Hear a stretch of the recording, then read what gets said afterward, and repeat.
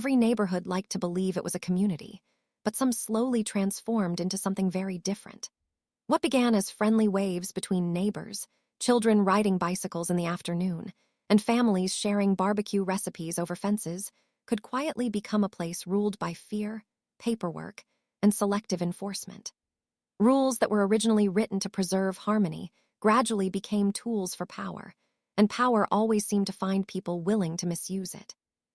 The Maple Ridge Estate subdivision looked perfect from the outside. Neatly trimmed lawns stretched down every street like green carpets. Decorative stone entrances welcomed visitors with polished signs surrounded by colorful flowers. Every mailbox matched. Every streetlight gleamed. Every driveway appeared carefully measured against an invisible standard that promised order above everything else. Homebuyers often described the neighborhood as peaceful. Residents who had lived there long enough used a different word: controlled. At the center of that control stood the Homeowners Association. The HOA board presented itself as guardians of property values and neighborhood pride. Their newsletters were filled with cheerful reminders about landscaping standards, trash can schedules, approved paint colors, and parking regulations. Every sentence sounded reasonable in isolation. It was only when those rules landed unevenly that the true character of the organization became impossible to ignore. Some families received polite reminder letters. Others found violation notices taped to their doors over the smallest details. Some homeowners enjoyed friendly conversations with board members during neighborhood events. Others became names whispered in private conversations, examples of what happened when someone questioned authority. Among those residents was Ethan Carter. At 39 years old, Ethan represented everything most people admired. He worked as a high school history teacher in the nearby city, spending his days trying to convince teenagers that understanding the past could help them build a better future. His salary had never been extraordinary, but it was enough to support the modest life he had built with his wife, Melissa, and their 11-year-old daughter, Sophie. Their home wasn't the largest in Maple Ridge. It wasn't the newest, but it was filled with something many of the larger houses lacked: warmth. Melissa had transformed the small front porch into a welcoming space filled with seasonal flowers and handmade decorations. Sophie loved planting colorful blooms beside the walkway every spring, carefully watering them before school each morning. Neighbors often smiled when passing the Carter home because it looked lived in rather than staged. It felt like a family actually existed there. For years, Ethan paid every HOA fee on time. He attended annual meetings. He followed the rules. He even volunteered during community cleanup events. He believed cooperation made neighborhoods stronger. That belief slowly began cracking after the election of a new HOA president. Richard Holloway didn't simply enjoy authority. He collected it. A retired corporate executive with decades of management experience, Richard approached neighborhood leadership the same way he had once managed employees. Compliance mattered more than conversation. Efficiency mattered more than empathy. Control mattered most of all. Within months of taking office, violation notices multiplied. Grass measured half an inch too tall. Holiday decorations left up 2 days beyond the deadline. Garden hoses visible from the street. Cars parked in driveways at unusual angles. Residents joked that Richard probably carried a measuring tape everywhere he went. The laughter faded when people realized he actually did. Several homeowners quietly paid fines without arguing. Others apologized even when they believed they had done nothing wrong. The simplest path was surrender. Richard understood that. Fear was efficient.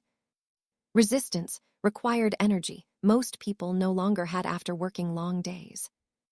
Then came the parking policy revisions. The official explanation claimed emergency vehicle access required stricter parking enforcement. The new rules expanded towing authority dramatically. Vehicles parked overnight on streets. vehicles extending slightly beyond driveway lines, vehicles temporarily occupying guest spaces without proper registration. Violations that once resulted in warning notices now carried immediate towing authorization. The contract with Precision Recovery Towing was announced during a brief section of the monthly HOA newsletter. Few residents noticed. Even fewer understood what had changed. Richard certainly did. The towing company benefited from every removal. The HOA collected administrative fees. Both organizations suddenly had financial reasons to interpret rules as aggressively as possible. Most residents didn't connect those dots. Ethan did. He mentioned his concerns during the next HOA meeting. Not angrily. Not disrespectfully. Simply as questions. Questions about transparency. Questions about warning procedures. Questions about whether immediate towing might create unnecessary hardship for families. Richard answered politely enough. At least on the surface. He explained liability concerns, safety obligations, community standards, legal compliance. Everything sounded official. Everything sounded complete. Yet somehow none of the answers actually addressed Ethan's concerns. When the meeting ended, several neighbors quietly thanked Ethan for speaking up. None of them had wanted to ask those questions themselves. That night, Ethan told Melissa something he couldn't quite explain. He felt as though he had just placed a target on their family. Melissa smiled reassuringly.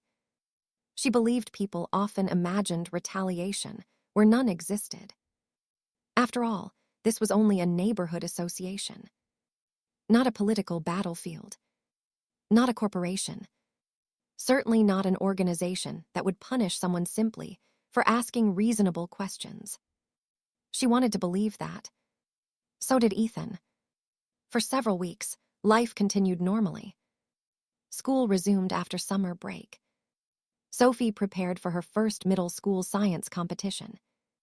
Melissa accepted extra freelance design projects from home. Everything felt ordinary. Then Melissa's father suffered a minor stroke. Although doctors expected a full recovery, he needed assistance after leaving the hospital. The Carter family immediately reorganized their schedules. Melissa spent several days helping her parents across town. Ethan managed school responsibilities while caring for Sophie. Every hour became carefully planned. Sleep became limited. Stress quietly settled over the household. Late one Thursday evening, Ethan returned from visiting the hospital. Rain had begun falling steadily across the neighborhood. Construction equipment blocked part of his driveway because workers were replacing damaged sections of sidewalk scheduled by the city earlier that day. Temporary barriers surrounded fresh concrete. Parking inside the driveway wasn't possible. Street parking remained the only practical option. Several other vehicles lined the curb under similar circumstances. City workers had even instructed residents earlier that afternoon to use street parking overnight until the concrete cured. Ethan carefully parked directly in front of his own home. He carried groceries inside, checked Sophie's homework, prepared lesson plans for the next morning, then collapsed into bed shortly after midnight. Outside, rain continued falling. Before sunrise, another vehicle entered Maple Ridge Estates. Its flashing amber lights reflected against wet pavement. Precision Recovery Towing. The driver slowly cruised through neighborhood streets with practiced eyes. Clipboard resting on the passenger seat. Camera ready. Tow hooks prepared. He stopped beside Ethan's sedan. Took photographs. Checked paperwork. Within minutes, hydraulic equipment lifted the vehicle onto the truck. Metal chains tightened. The tires left the pavement. The entire operation lasted less than 5 minutes. No warning. No knock on the door. No attempt to verify why the vehicle sat exactly where city workers had instructed residents to park.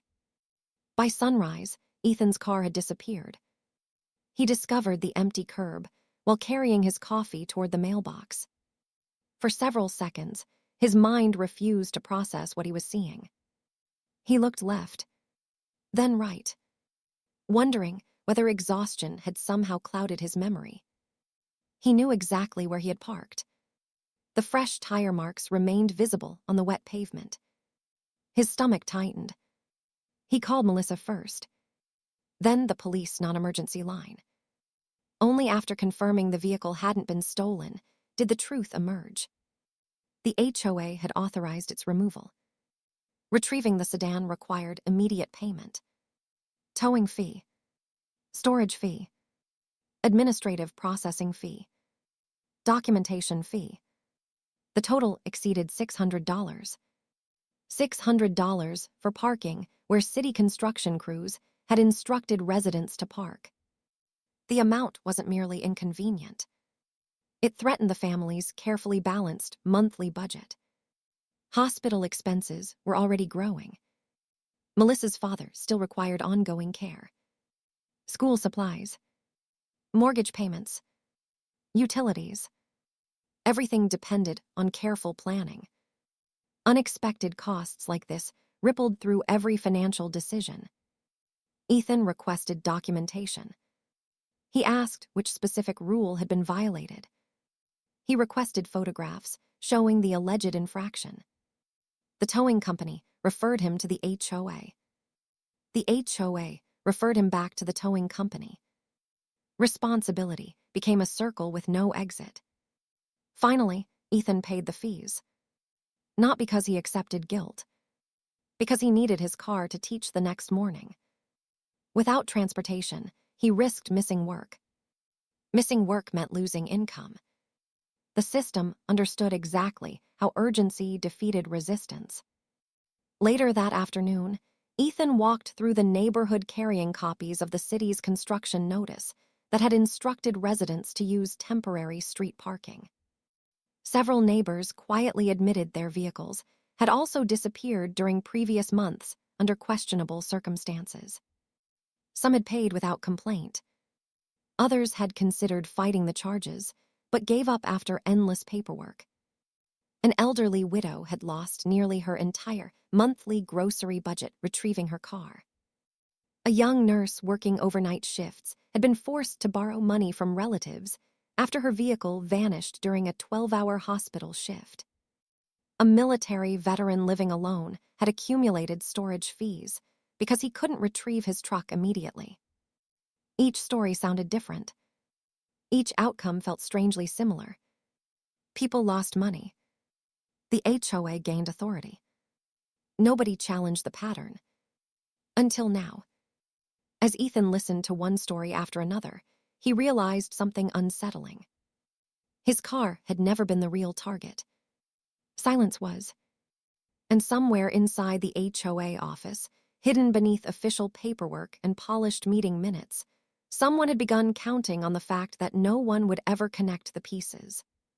Ethan folded the construction notice back into his pocket and looked toward the clubhouse where the HOA board would meet again in just a few days. For the first time, recovering his towing fees no longer seemed like the real objective. He had started asking questions. Now he intended to uncover answers. The problem was that he had no idea just how far those answers would lead, or how many powerful people depended on them remaining buried. Most people believed injustice survived because it was powerful. The truth was often much simpler. Injustice survived because ordinary people were too exhausted to fight it. Bills had to be paid.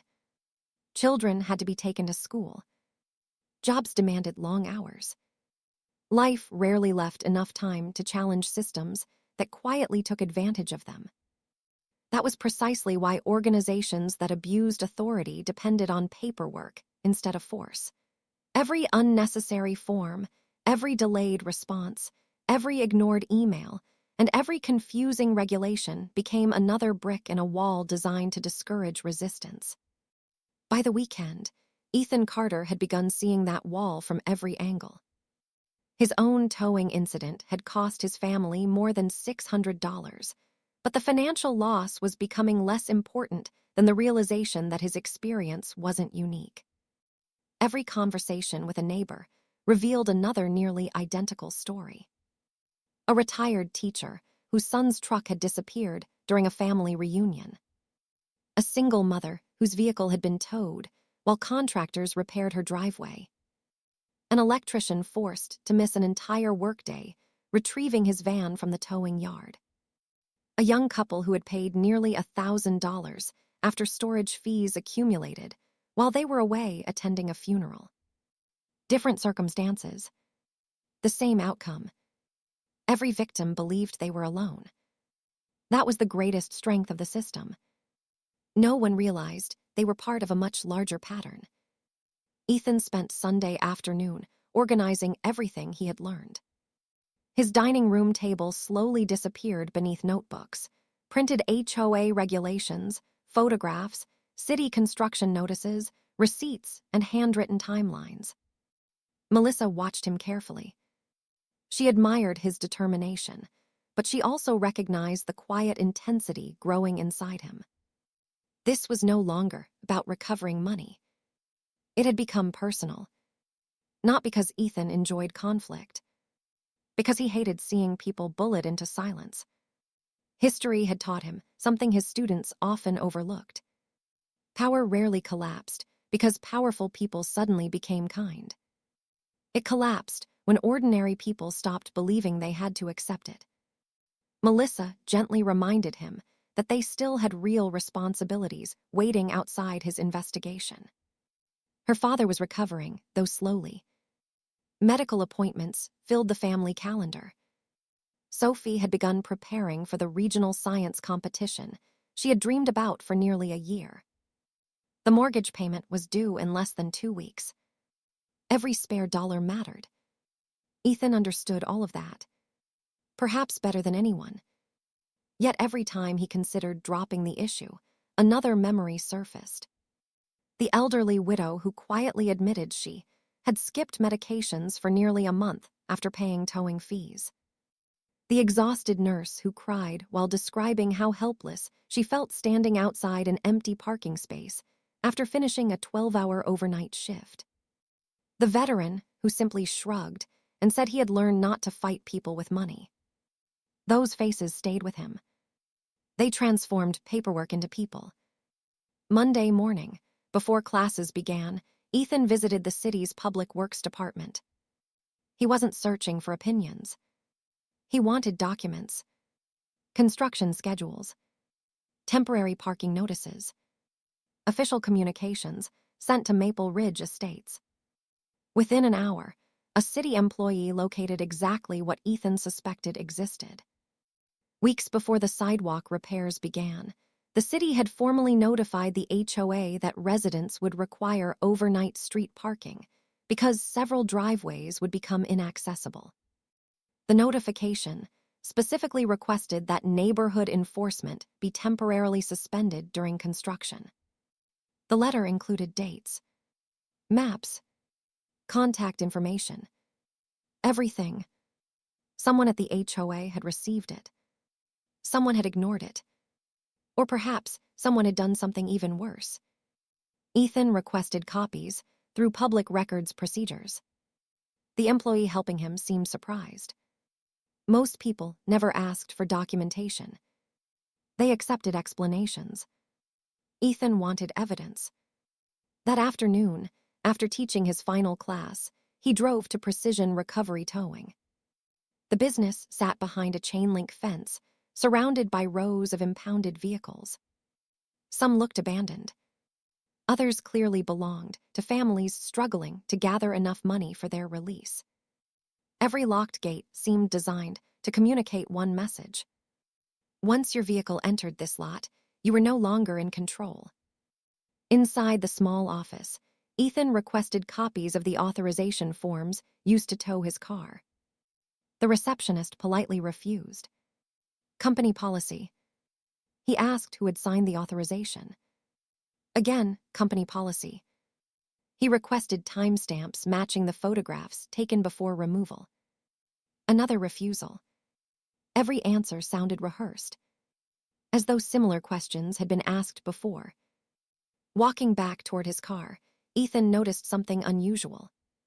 A flatbed tow truck entered the yard carrying another sedan. The vehicle still displayed a Maple Ridge Estates parking permit hanging from the rearview mirror. The driver parked near the office. Within minutes, another truck left heading back toward Ethan's neighborhood. Business was moving quickly. Almost too quickly. Something about the efficiency bothered him.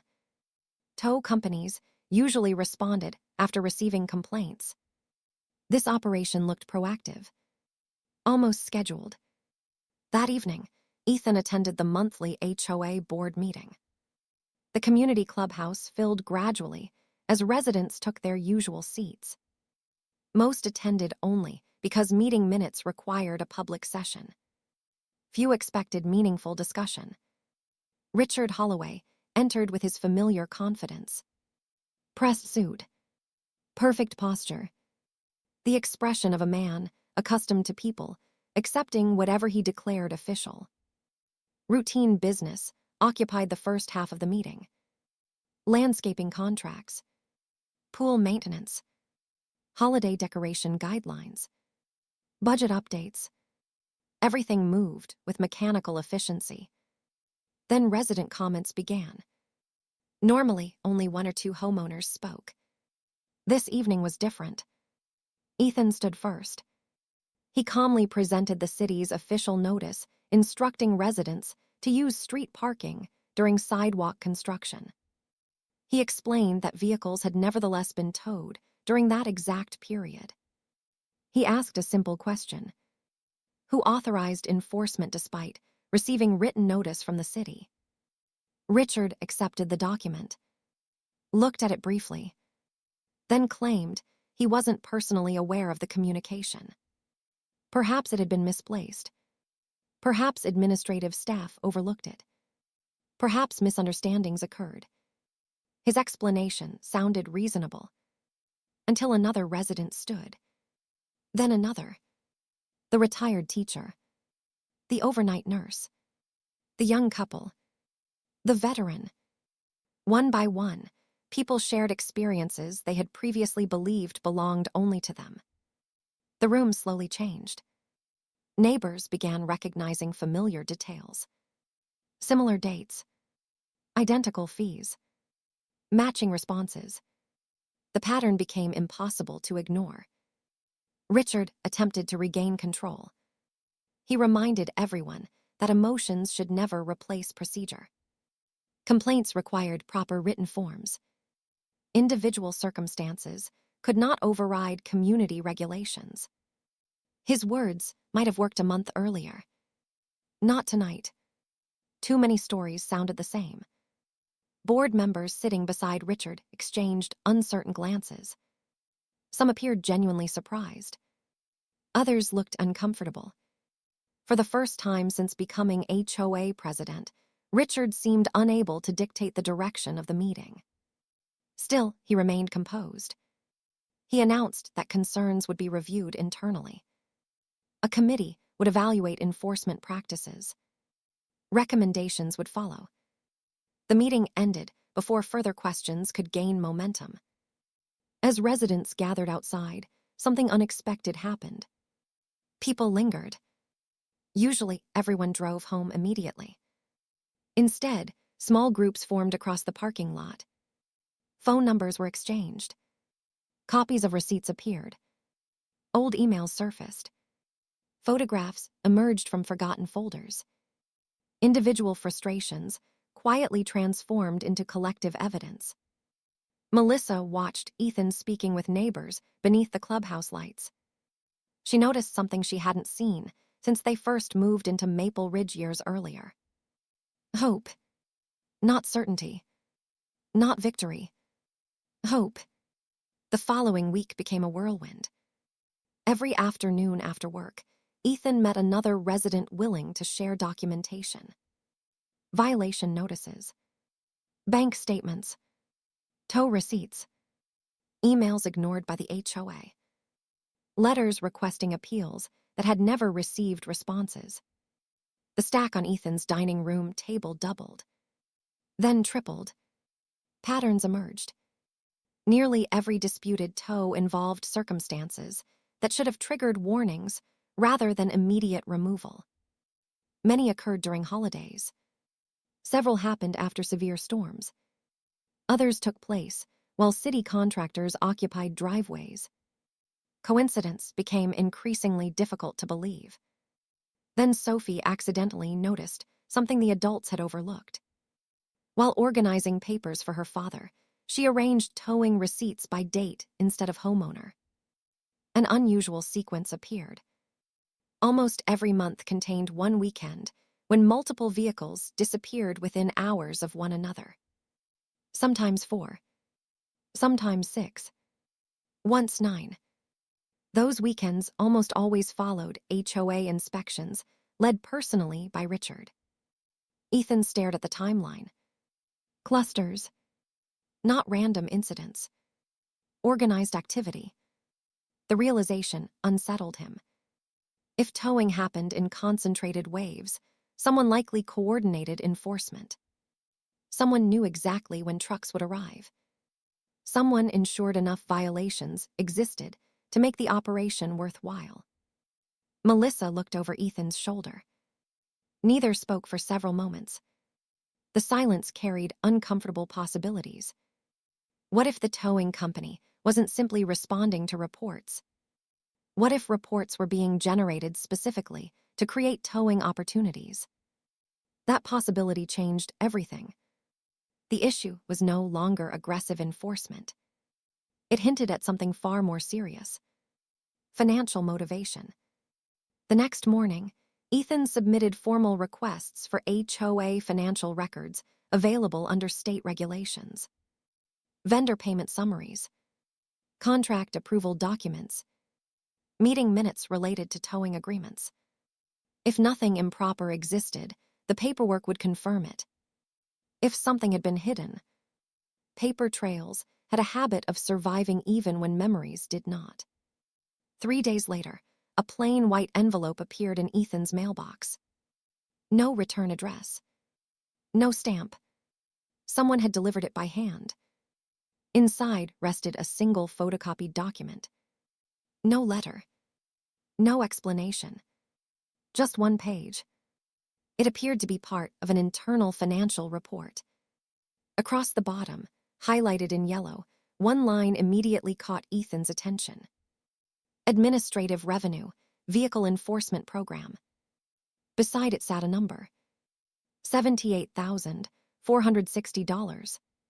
Collected in less than 2 years. Ethan read the figure again. Then again. An HOA wasn't merely enforcing parking rules. It had generated tens of thousands of dollars from towing-related fees. Someone inside the organization had risked delivering this document anonymously, which meant someone else inside already knew the truth. As Ethan carefully turned the page over, hopping for another clue, a small handwritten note slipped onto the table. Only 6 words had been written across the bottom in black ink. Follow the contract, not the meetings. Ethan slowly looked toward the neighborhood outside his kitchen window. For weeks, he had believed the answers were hidden inside board meetings and public records. Now someone with insider knowledge was pointing him somewhere entirely different: the contract itself. And if that anonymous warning was accurate, the real story had never been discussed in public at all. It had been hiding in plain sight, buried inside paperwork that almost no homeowner had ever thought to read. The anonymous note remained on Ethan Carter's desk for 2 days before he touched it again. 6 simple words. Follow the contract, not the meetings. At first, they seemed almost too vague to matter. Then Ethan remembered one of the first lessons he taught every year in his history classroom. Power rarely announced itself through speeches. It revealed itself through agreements, treaties, contracts, signatures.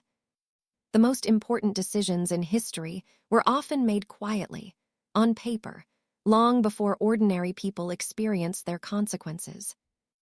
If someone inside the HOA had risked exposing internal documents, there had to be a reason.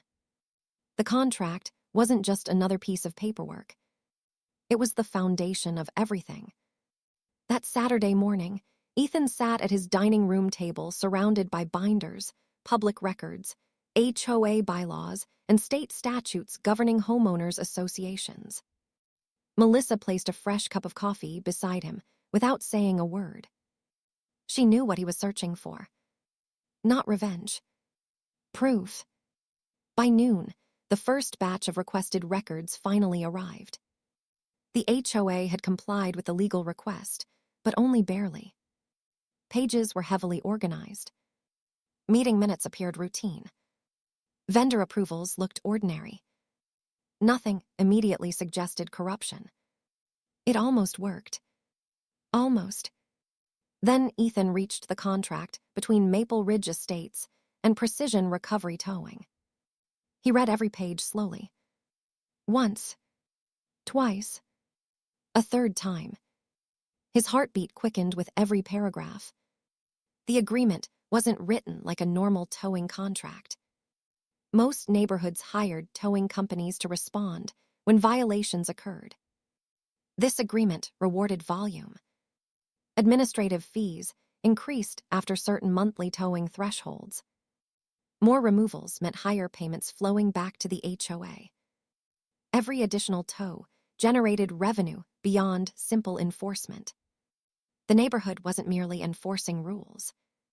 It had built a financial incentive to maximize violations. Ethan leaned back in his chair. The realization settled over him like cold rain.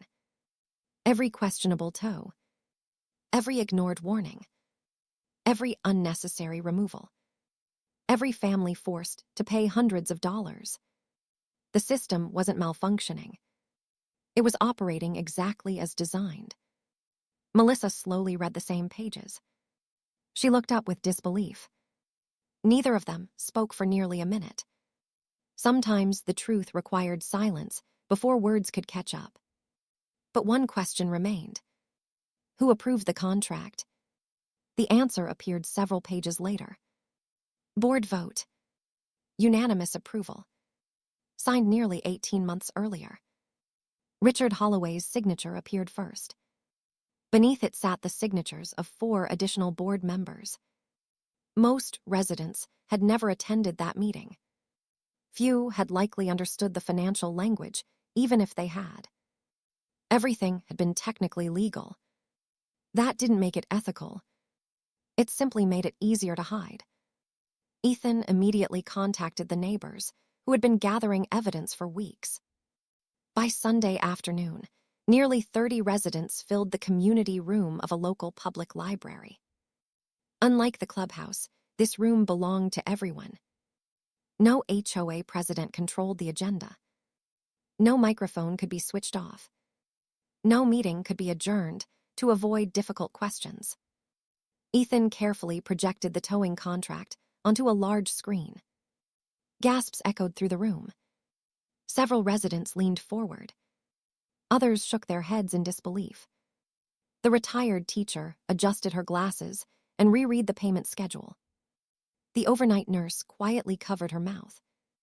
The veteran stared silently at the highlighted paragraphs. For months, each person had believed their towing experience was an isolated incident. Now they understood something far more disturbing. They had unknowingly become revenue sources. The emotional shift inside the room was impossible to miss. People who had arrived, frustrated, now looked determined. Not angry. Resolved.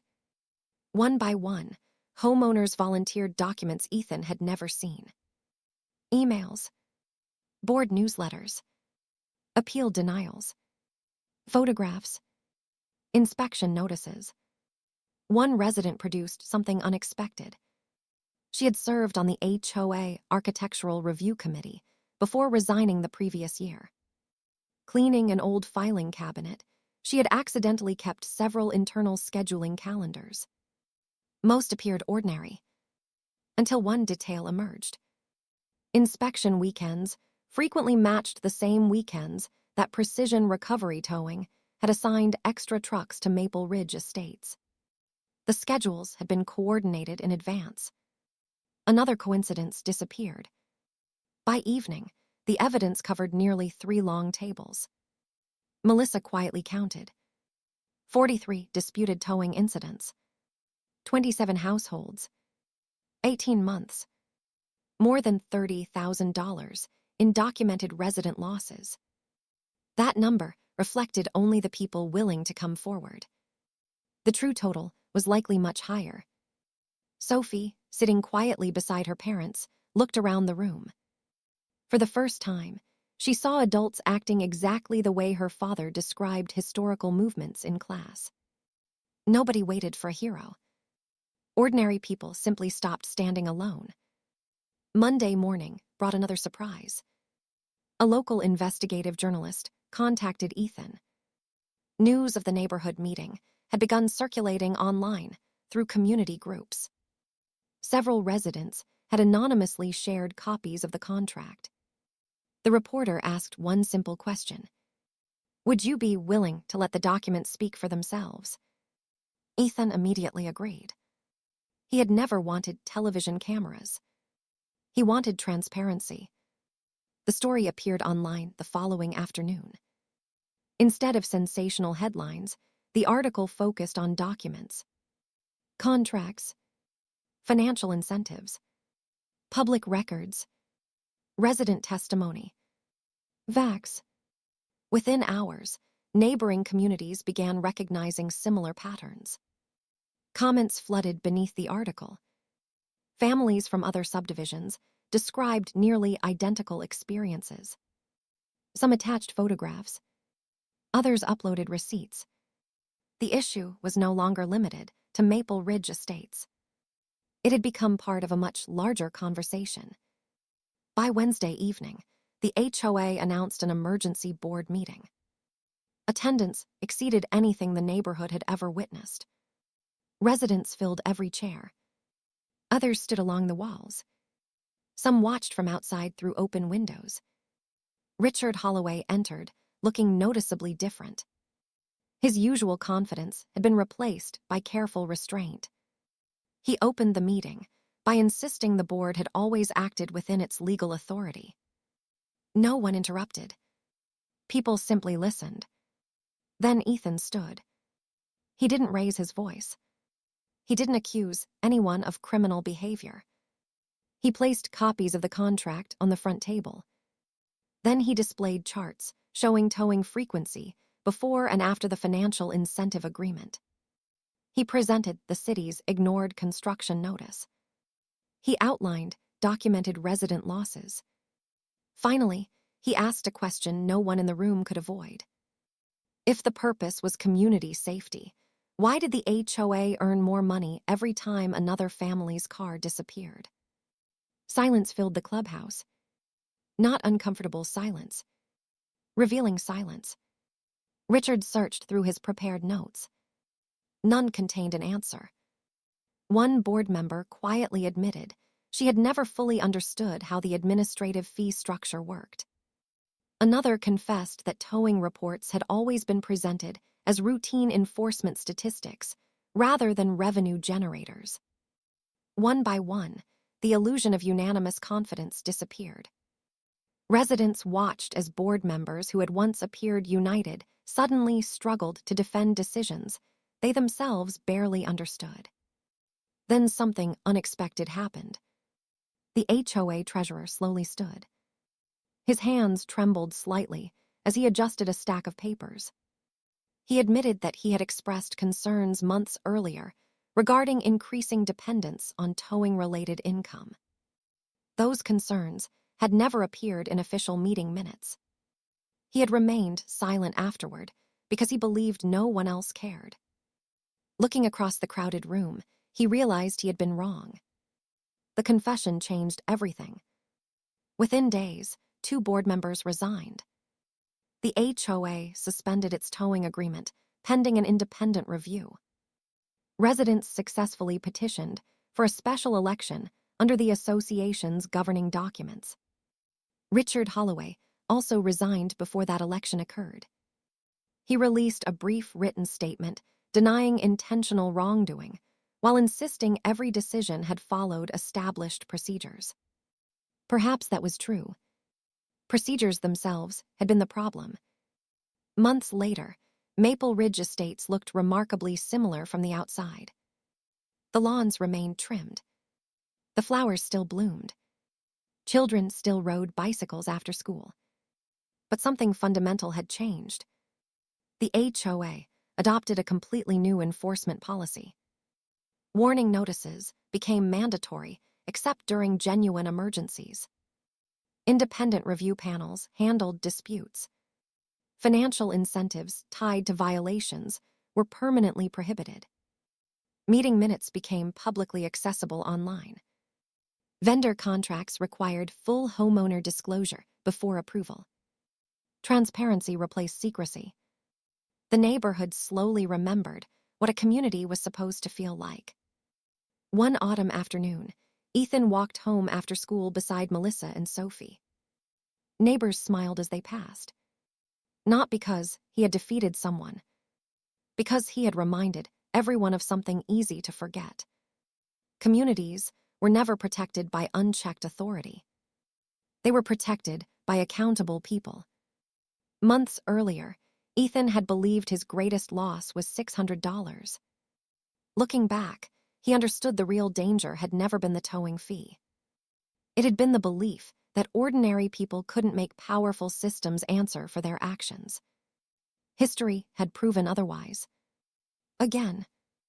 And as the evening sun settled over Maple Ridge Estates, the neighborhood looked peaceful for the first time in years, not because every rule had disappeared, but because fairness had finally become more important than fear.